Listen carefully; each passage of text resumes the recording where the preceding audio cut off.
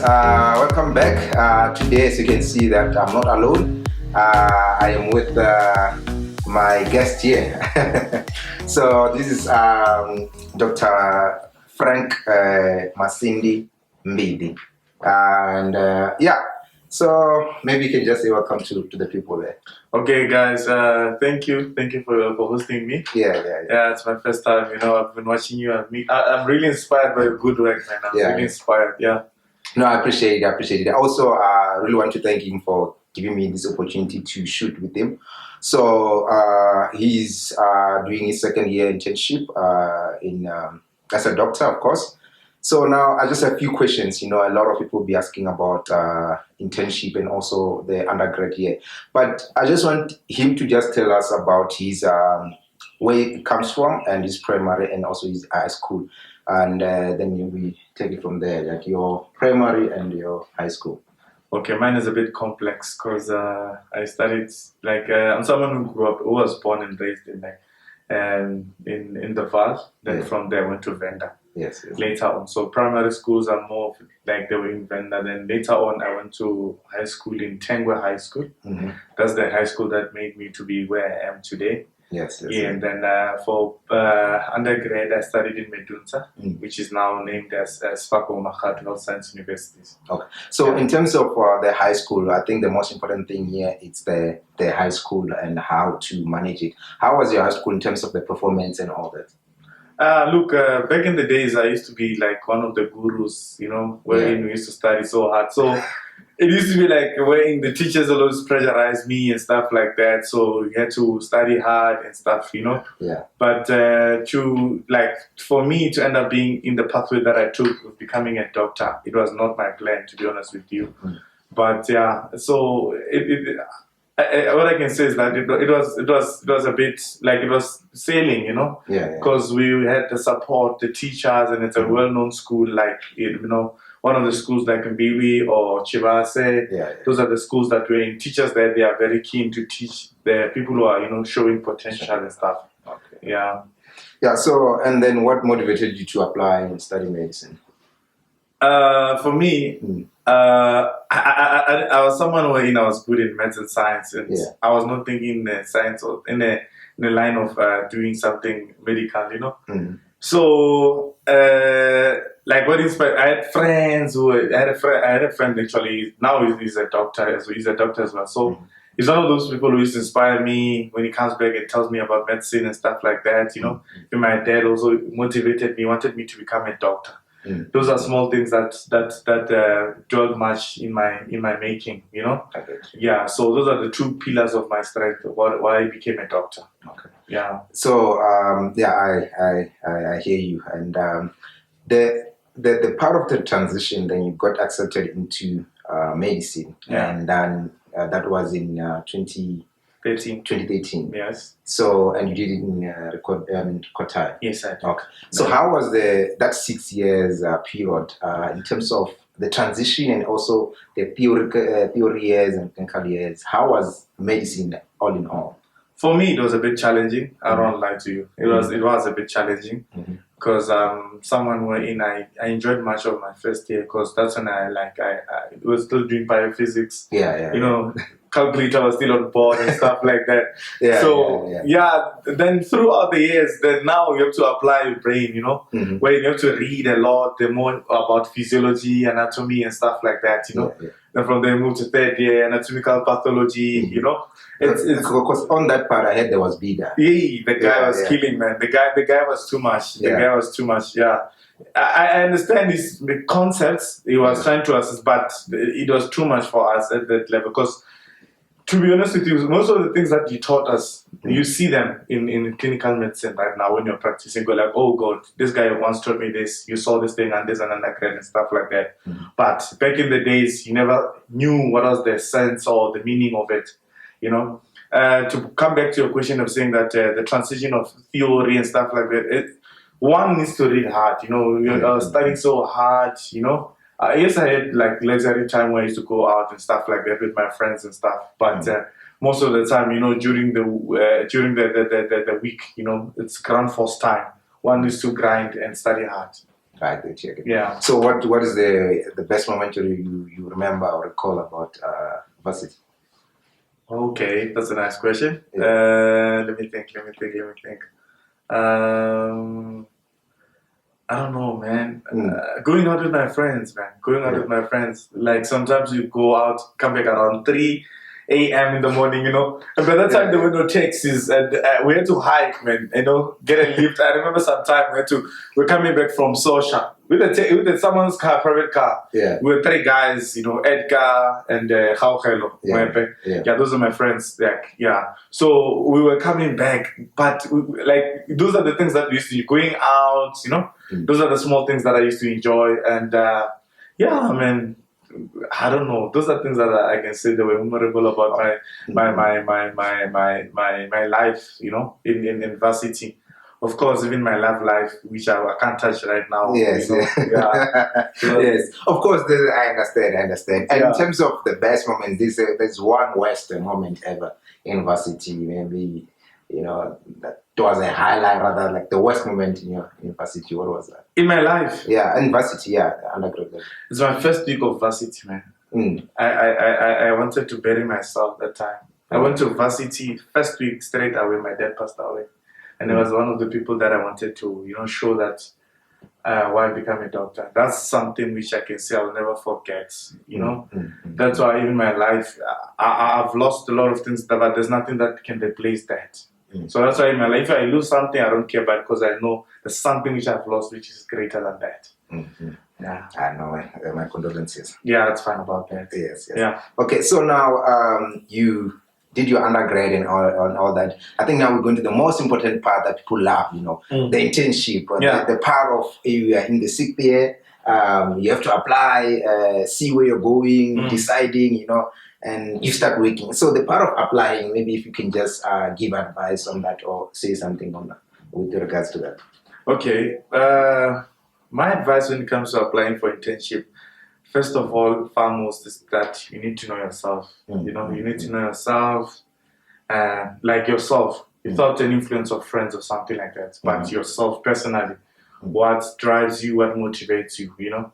Small things, you know, you must know what will inspire us. If it's family, you know, you want to be close to family, or it's about personal, you know, I've studied so much, I need to reward myself and apply a place where if I'm there, I'll be, you know, enjoying. After work, I can, you know, move around to things and do things which I want to do.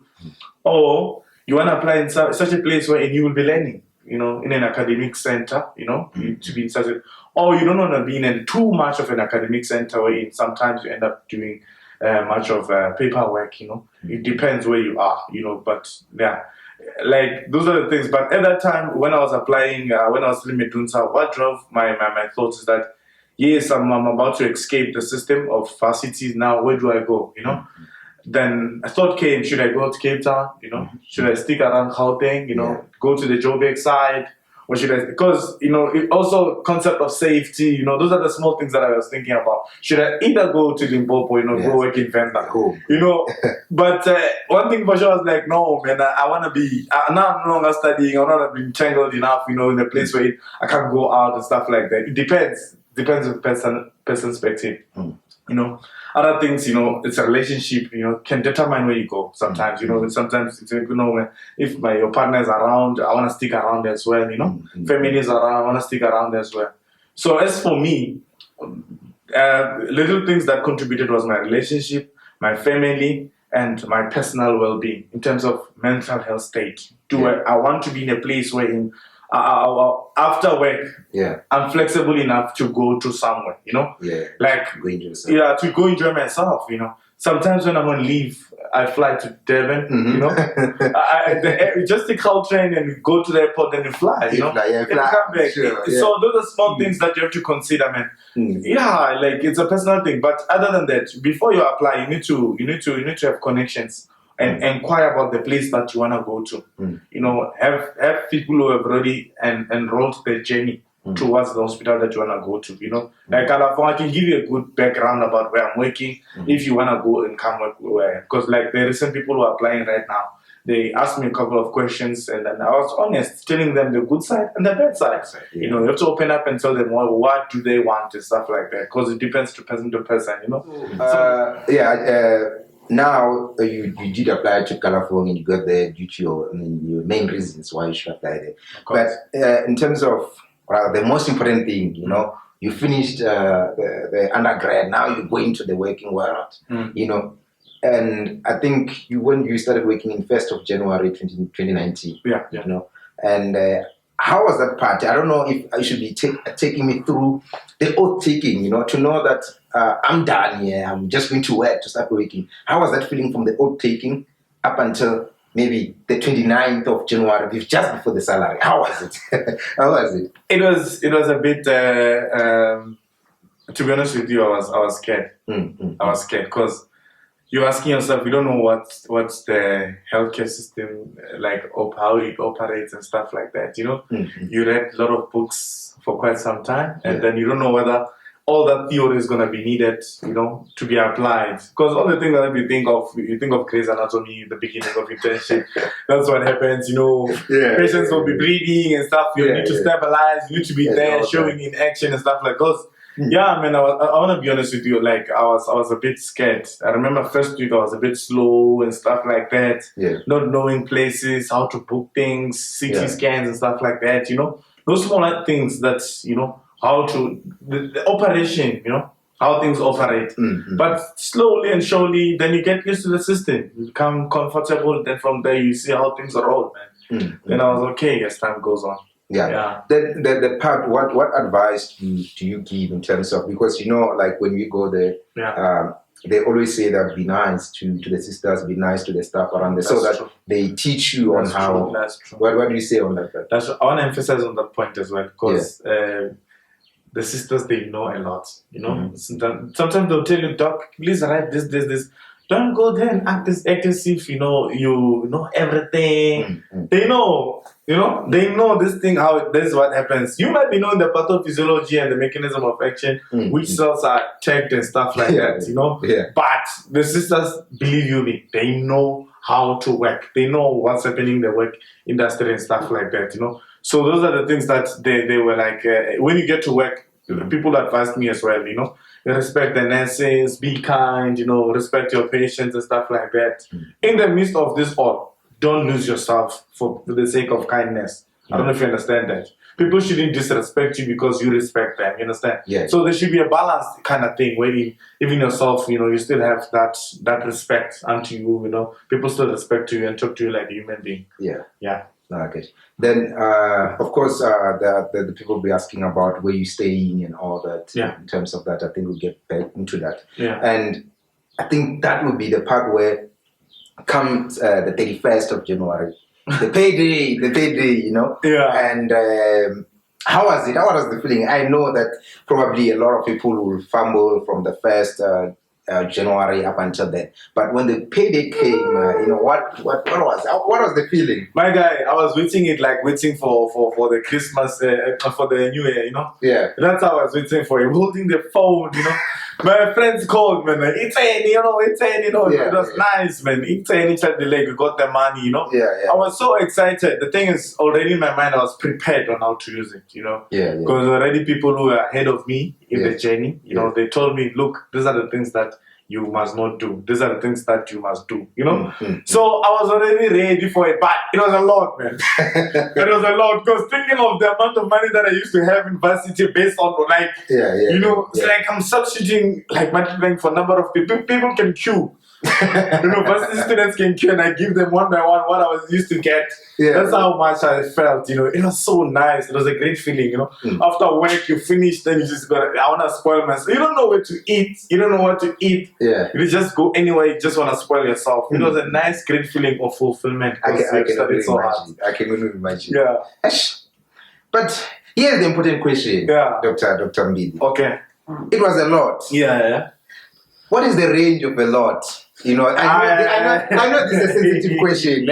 I know that this is a sensitive one, you know, and it's private, confidential, and all that, right? But you know, students out there, learners out there, they think that doctors have money. And I think you once told me that once you go down the line, the third month, fourth month, you realize that that's not a lot. How true is that? That's true. It's actually not a lot, man. It's not a lot, but it depends on how you use it. Yeah, but it's not a lot, I can say. It's a good pay. Yes. It's a good pay. It's well rewarding based on what you do. And then you can do a lot of things that you want to do in your life. And then, yeah. But now, this important question that, what is the range? I won't ask the exact amount because I know you won't tell me. But, but the thing is, I don't think it's fair. I know it because I'm close to you. Okay. Right? Yeah. But there is probably Raj or Nzuki, Yeah. And if I know yours, I know his and all that. Yeah. Do you get my point? Yeah. Just that you can't say that I'm getting this much. Yeah. Maybe if you tell me the range, because I do know that people who work in the city, people who work in the rural, there is a different amount. That's true. But now, what is the range? Let's work with the range. I can say from the range between city and rural, just the brackets after deduction. 40 and 50. So it's between 40 and 50. Yeah. Okay, guys, you heard that. 40 and 50. You heard that. So you just do your math. 40 and 50. So in terms of let's take maybe I'm just getting my 45. Yeah. Like, do you think I can finish that money in a month? Yo. Yeah. First pay you won't finish it. First pay you won't finish. But as time goes on, my guy, when things start popping in, when David orders start kicking in, you'll finish it. Yeah. You can blow it. I'm telling you. Doesn't even take time. It doesn't. Trust me. Believe me, it doesn't. Because there are small things, like, which are important, but they are small. But when they add up, they become a lot. Yeah, they become a lot. Yeah. Because that part, I think I'm one of the person who says, I'm just going to save this much. Probably leave with my 20% or 30%. And there are people out there. That's true. But that was the plan. Yes, fine. Continue. That was the plan. But now, just the basics. Like basics of what do you think the basics can take up to? Basics like Wi-Fi's and all those kind of things. Like what are the basic usually in terms of the range there? For me, basics, as you said, Wi-Fi is one of them. It's one of the essential things that you need. Yeah. Gym. Yeah. Though I don't go frequently, but if I want to visit the gym, I shouldn't struggle. So what are the other basics that you like, even though you like to save and all that, you can't run away from them? That's true. Okay. So the most essential, I can say essential, like things that you need, debit orders that you need in your life. It's like life cover. If you were to die right now, who's gonna bury you? Or your family members, what are they going to get? And a funeral cover. Those two things are different. And then you need a hospital cover. If you were to get sick, you need to be covered. If you were since I'm a doctor, that's why I don't take a medical aid, because I know if I get sick, half the times I know what's happening with me, and then I will just get something which will help me out, And then Wi-Fi is, and then what other expenses did I have? Okay, others, there's just small things like airtime. And then sometimes I subscribe to, iTunes. Microsoft for my Xbox, Netflix. Netflix. All those things. I have the DSTV now, whatever. Those things, But I get that part. So all in all, you find that they're accumulating to about 5K and all that. Yeah, or even more, even more. Because of course, even your car insurance, it needs to be there. Then when you insure a car, you must also make sure that it has shortfall cover. Those are things which are important, so that in a day that you are into an accident or something, things that you never know would happen. When insurance has to pay out, they also settle the balance, that outstanding balance that you're owing. Unless you bought it cash, it can happen. People can buy cash, but either way, depends on person to person. And make sure that before you buy a car, you inquire a lot about the cars that you want, and the insurance estimated amount that you will be paying. And then if your license is new, you must know that you're gonna pay more for the thing. For the insurance, your premiums will be high. Those kind of things. But good part is that I made a research before, so I knew what was going to happen, I'm anticipating to face, Well, just to take you back a little bit back, you mentioned you don't take medical aid.